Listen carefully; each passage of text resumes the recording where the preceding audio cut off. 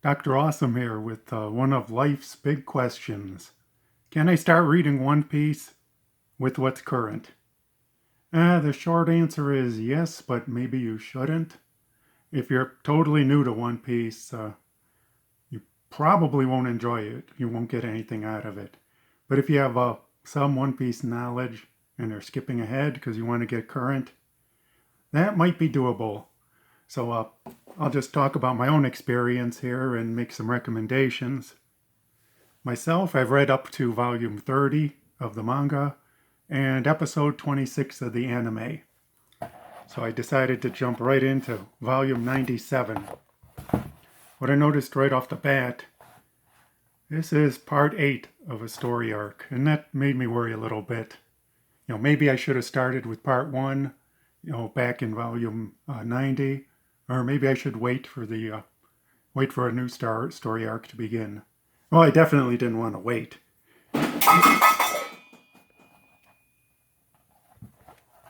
And I think there's maybe a woodchuck living in my home office here. Okay, at the beginning of every volume, of course, you have a list of characters. Having read up to volume 30, I know all but 2 of these characters, which is good. And I was happy to see Franky and Brook. I knew there was a cyborg who didn't wear pants and a skeleton musician.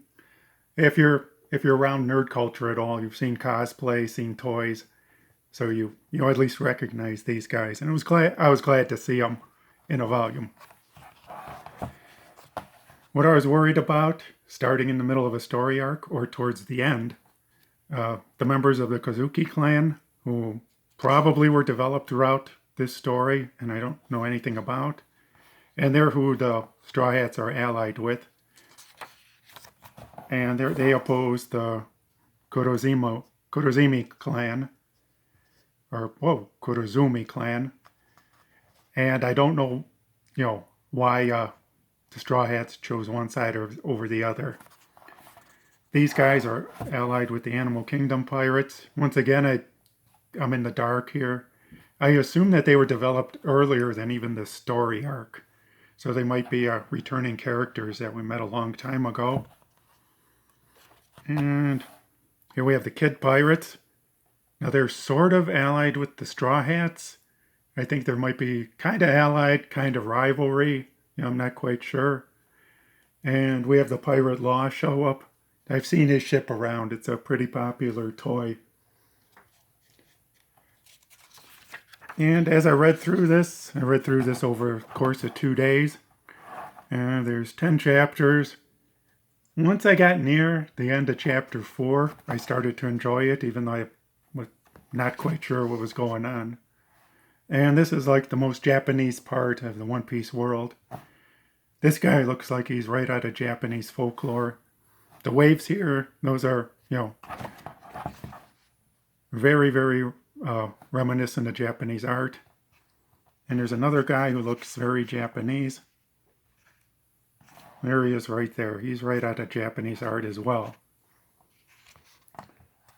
And on first read, I didn't know what was going on right away.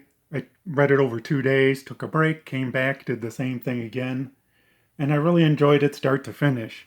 It's very enjoyable, even if you don't know all the characters, don't know their back history. And it's better if you do. So my recommendation here is, certainly if you've read as far as I have up to volume 30, you'd enjoy it. But I even think if you have just the 5 first Straw Hats that were introduced. So once you get up to Nami's backstory, that will be the manga, volume 9, and the anime, I think around episode 38. But you'd probably want to finish that story arc with Arlong if you start it. And that's my recommendation. Jump in if you want to. If you got some knowledge, you'll enjoy it a lot more. That's it for today.